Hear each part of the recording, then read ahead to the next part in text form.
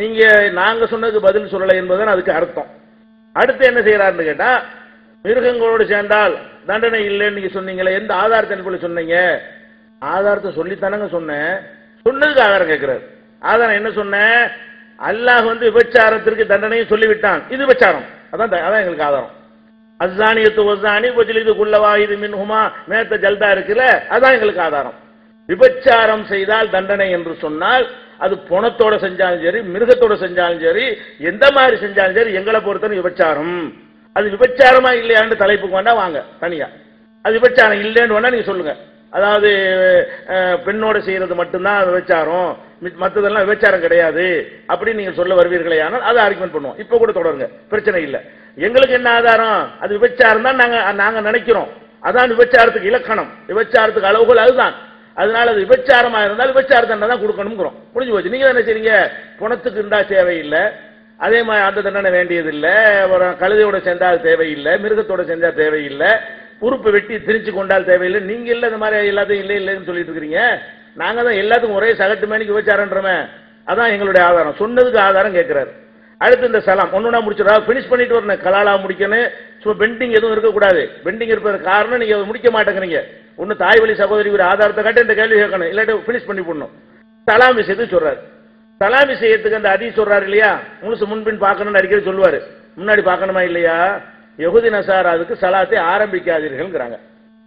லா தபுத உண்டு ஆரம்பிக்காதுன்னு அர்த்தம், சொல்லாதுன்னு அர்த்தம் கிடையாது. நம்ம முந்திக்கிட்டு சொல்லக்கூடாது. அவன் சொன்னா சொல்லலாமா? அவன் சொன்னா அழைக்கும்னு சொல்லுங்க. ஏன்? அவன் அஸ்ஸாமு அழைக்கும் தான் சொல்றான், ஒழுங்கா சொல்ல மாட்டேங்கிறான். ஹதீஸ்ல காரணத்தோட வருது. அவன் ஒழுங்கா சொல்லாம அவன் என்ன செய்யறான்? அஸ்ஸாமு அழைக்கும்ங்கிறான், அஸ்ஸலாமு அழைக்கும் சொல்ல மாட்டேங்கிறான். அதனால அப்படி சொன்னான்னா நீங்க அழைக்கும் மட்டும் சொல்லுங்க, உனக்கும் அதே மாதிரி ஆகட்டும் சொல்லுங்க. அப்ப ஒரு காரணத்தோட சொல்லக்கூடாதுன்னு சொன்னா அந்த காரணம் இல்லாட்டி சொல்லலான்னு சாதாரணமா யார் விளங்கக்கூடிய ஒரு விஷயம். அந்த ஹதீஸ கூட முன்பின் மொத்தத்தையும் பார்க்காம பாதியை விளங்கிட்டு லா தபுத உடைய அர்த்தத்தை பார்க்காம எக்கூலும் அழைக்கும் அஸ்ஸாமு அழைக்கும் என்று சொல்கிறார்கள், அதையெல்லாம் பார்க்காம ஒரு துண்டை மட்டும் எடுத்து போட்டு வாதம் பண்றதை பார்க்கிறோம். அதுபோக நபிகள் நாயகம் ஸல்லல்லாஹு அலைஹி வஸல்லம் அவர்களே கூட ஒரு காபிர்களை நோக்கி நினைஞ்சிருக்கிறாங்க, அவங்கள சலான் சொல்லி இருக்கிறார்கள் என்பதற்கு நம்ம ஆதாரபூர்வமான ஹதீஸ்கள்ல புகாரில் கூட அந்த ஹதீஸ் இருக்கிறது. அந்த ஹதீஸ் என்னன்னு கேட்டா, ஒன்னொன்னா முடிக்க வேண்டியிருக்கா, நிறைய இருக்க ஆதாரம் ஒன்னு சொல்றேன். இது புகாரில் 6254வது ஹதீஸ். நபி ஸல்லல்லாஹு அலைஹி வஸல்லம் அவர்கள் ஒரு சபைக்கு போறாங்க. அதுல அந்த சபைக்கு முஸ்லிம் அல்லாதவங்க எல்லாருமே கூட தான் இருக்கிறாங்க.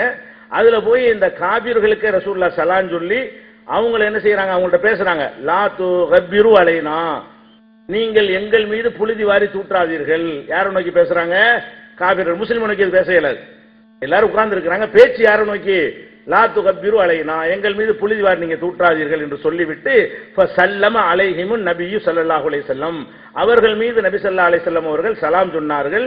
சும்ம வகஃப, பிறகு நின்றார்கள். நஸல இறங்கினார்கள். ஃபதஆஹும் இலல்லாஹி, அல்லாஹ்வின்பால் அழைப்பு கொடுத்தார்கள். அப்ப முஸ்லிம் அல்லாத ஆளுக்கு சலாம் கொடுத்து அழைப்பு கொடுக்குறாங்க. சலாம் சொல்லிவிட்டு அல்லாஹ்வின் பக்கம் அழைப்பு கொடுத்தார்கள். பக்கரா அலைஹிமுல் குர்ஆன, குர்ஆனை ஓதி காட்டினார்கள். அப்ப இஸ்லாத்திற்கு அழைப்பு கொடுக்க சென்ற இடத்துல ஃபஸல்லம அலைஹிம், அவங்களுக்கு சலாம் சொன்னார்கள் என்று புகாரியில தெளிவான நிறைய ஆதாரங்கள் அடுக்கடுக்கா விவாதத்தில் அவளும் சொல்ல முடியும். ஒண்ணு போதும், சத்தியத்தை புரிந்து கொள்ள. நீங்க சொன்னதுல சலாம் சொல்லக்கூடாதுன்னு கருத்து இல்ல, நான் சொன்னதுல ரசூலுல்லாஹ் சொல்லியிருக்காங்கன்னு கருத்து தெளிவாக இருக்கிறது. அது முடிந்து விட்டது. ஒன்னொன்னா புதுசா வைக்க வேண்டியிருக்கு. ஒன்னொன்னா முடிப்போம். கலாலா முடிக்கணும், சலாம் முடிச்சிடணும். அப்புறமேல என்ன செய்யணும்? பஹிமத்து திருமதி ஹதீஸை காட்டி பொண்ணு ஒண்ணு கூட இல்லாம இன்னும் பினிஷ் பண்ற நிலைக்கு வந்துருவோம். எல்லாத்தையும் இழுத்துட்டு இருக்க மாட்டோம். கலாலா முடிக்கணும். அல்லது உக்துர்லி உம்முங்கிறீங்கல்ல, அதுக்கு ஆதாரம் சொல்லணும். அடுத்து என்னன்னு கேட்டா, மத்தாவுல ஒரு ஹதீஸ் இருக்குன்னு சொல்லி பகிரங்கமா மக்கள்கிட்ட சொல்றாரு. ரசூலுல்லாஹ் சொன்னாங்கன்னு. ரசூலுல்லாஹ் சொல்லவே கிடையாது. ரசூல் ஸல்லல்லாஹு அலைஹி வஸல்லம் சொன்னதாக சும்மா வந்தெல்லாம் அடிக்கிறது தான் வழக்கமே. என்னது? ரசூலுல்லாஹ் சொன்னாங்க திருமதியில் இருக்கிறது, ரசூலுல்லாஹ் சொன்னாங்க முஸ்லிம்ல இருக்கிறது, ரசூலுல்லாஹ் சொன்னாங்க மத்தாவுல இருக்கிறது. யாரும் போய் பார்க்க போற? ரொம்ப மக்களுடைய மறதியின் மீது, கவனமின்மையின் மீது, அறியாமையின் மீது அதிகமான நம்பிக்கை. அவங்க மக்கள் அப்படி இருக்கிறாங்க. அதனால அதை பயன்படுத்திக் கொள்கிறார். போடுங்க அதை. நாட்கள் வரை கொடுக்கலாம் அப்படின்னு இந்த கருத்து வேறுபாடு ஏற்பட்டது காரணம் என்ன? நபிகள் நாயகம் ஸல்லல்லாஹு அலைஹி வஸல்லம் அவர்கள் சொல்லி தந்த ஹதீஸுடைய ஆய்வு தான் காரணம் அப்படிங்கறத நாம் அறிந்து கொள்ள வேண்டும். ஏனென்றால் நபிகள் நாயகம் ஸல்லல்லாஹு அலைஹி வஸல்லம் சொல்றாங்க, இந்த உலஹியா கொடுக்கிறதுங்கிறது ஹஜ் பெருநாளுக்கு பிறகு 2 நாட்கள் வரை கொடுக்கலாம் அப்படின்னாங்க. இந்த ஹதீஸ் முவத்தாவிலே பதிவு செய்யப்பட்டிருக்கிறது. இந்த ஹதீஸ் அப்ப இதுக்கு எங்களுக்கு என்ன செய்யணும்? ஆதாரம் தரணும். அதாவது திருமதியில ஒரு ஹதீஸ் இருக்குன்னு சொன்னீங்க, அது எங்களுக்கு வேணும். அதுக்கு அடுத்து வந்து முஸ்லீம்ல ஒரு ஹதீஸ் இருக்குன்னு சொன்னீங்க, அது எங்களுக்கு வேணும். அதுக்கு அடுத்து என்ன? இந்த இப்ப மொத்தாவில் உள்ள ஹதீஸ் வேணும். இமாம்கள் வந்து கியாமத் நாள் வரைக்கும் எங்க சட்டம் செல்லும் சொன்னாங்கன்னு தான் சொன்னீங்க, சொல்லிவிட்டேன்னு சொன்னீங்க. அவங்க சொன்னாங்கிறதுக்கு நீ ஆதாரம் வேணும். அப்ப இந்த 4 விஷயத்துக்கு உங்கள்கிட்ட இப்னு அசாக்கிர்ல உள்ள அது வண்டியில பாதி மறைச்சிட்டாரு, நிரூபணம் ஆயிடுச்சு. அதனால அது பிரச்சனை இல்லை. பதில் சொன்னா நிரூபணம் தானே, பாதி விட்டுட்டாரு, மறைச்சிட்டாரு, இருட்டடிச்சுட்டாரு, எந்த ஒரு ஆன்சர் இது வாயவே திறக்கலையே. இப்னு அசாக்கிர் இருட்டடிப்பு, நசை இருட்டடிப்பு, அபுதாவுத் இருட்டடிப்பு, புகாரி இருட்டடிப்பு, முஸ்லிம் இருட்டடிப்பு, அபு தாலிபு சம்பந்தம் 5 ஹதீஸ்னு இருட்டடிப்பு செஞ்சிருக்காருன்னு சொன்னோம். அதுக்கு என்ன செய்யல? ஆன்சர் வரல. அதுக்கு அடுத்து என்னன்னு கேட்டா இன்னொரு புது சட்டம், அதாவது புதுசா நான் வச்சுக்கிட்டே இருக்கிறேன், பழசுக்கும் பதில் சொல்லிட்டே இருக்கிறேன். இப்ப வந்து இன்னைக்கு பிள்ளைகள்லாம் நகை நட்டுலாம் போட்டு பிள்ளைய தூக்கிட்டு போறாங்கன்னு வைங்க. ஒருத்தன் என்ன செய்யறான்? திருட நினைக்கிறான், பிள்ளையோட தூக்கிட்டு ஓடி போயிட்டான்னு வைங்க. அவனை வந்து நகை போட்டிருந்தாலும் சரி, அவனை திருடன்கிற கணக்கில் எடுத்துக்கொள்ளக்கூடாது. வலா கத்தா அலா சாரிக்கு சபி, ரிசர்ச் பண்ண சட்டம் என்ன சொல்லுது? வலா கத்தா அலா சாரிக்கு சபி, சிறுவனை திருடியவர்களை வந்து கை வெட்டக்கூடாது. இன்கான அழகி ஹொலியுன், அவன் நகநட்டு போட்டிருந்தாலும் சரியே, நகநட்டுலாம் பொம்பளை பிள்ளைன்னு வச்சுக்கிறோம். சாப்பின்னா முஸ்லீமா இருந்தா சின்ன பிள்ளை ஆம்பளை போட மாட்டாங்க, பொம்பளை பிள்ளைன்னு கூட வச்சுக்கிறங்க. பொம்பளை பிள்ளை நிறைய நகநட்டுலாம் போட்டு தூக்கிட்டு போறாங்களா, புள்ளையோட தூக்கிட்டு போயிட்டான். தூக்கிட்டு போனா என்ன செய்யாது? அவனை தண்டிக்க இயலாது.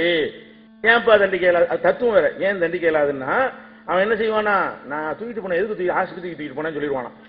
ஏன்னா மாட்டிக்கிட்டா என்ன செய்வானா, ஆஸ்பத்திரி தூக்கிட்டு போனேன், மிட்டாய் வாங்கி தூக்கிட்டு போனா சொல்லிட்டா என்ன செய்யறது?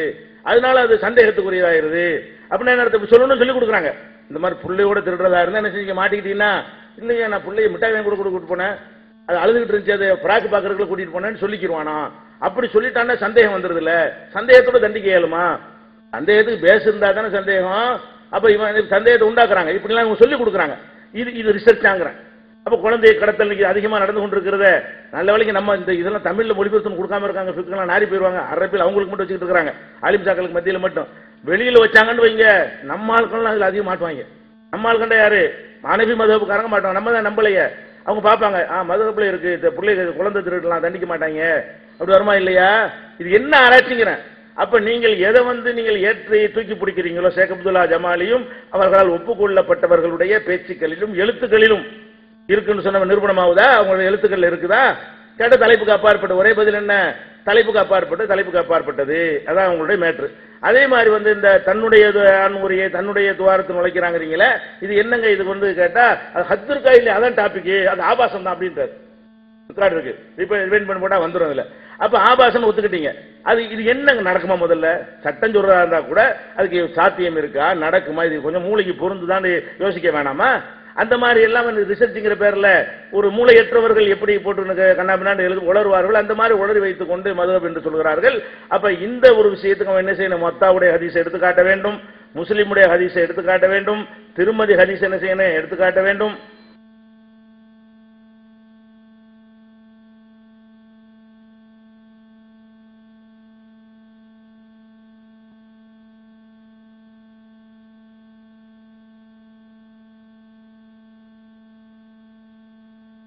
அவர்களே,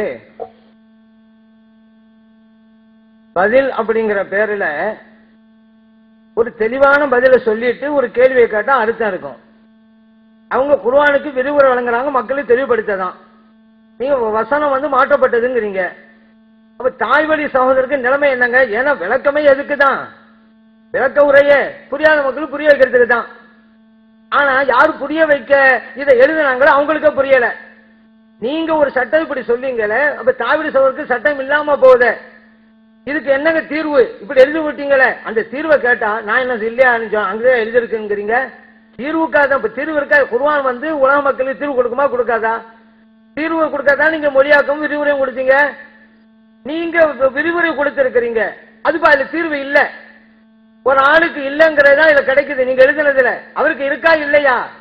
அதுக்கு நீங்க தெளிவுபடுத்துங்க, உங்களுடைய கடமையில. இல்ல அதுலாம் எனக்கு இல்ல, அப்படியே நீங்க தர்ஜமா நீங்க விரிவுரை கொடுத்தீங்க. தீர்வு கொடுக்கணும்.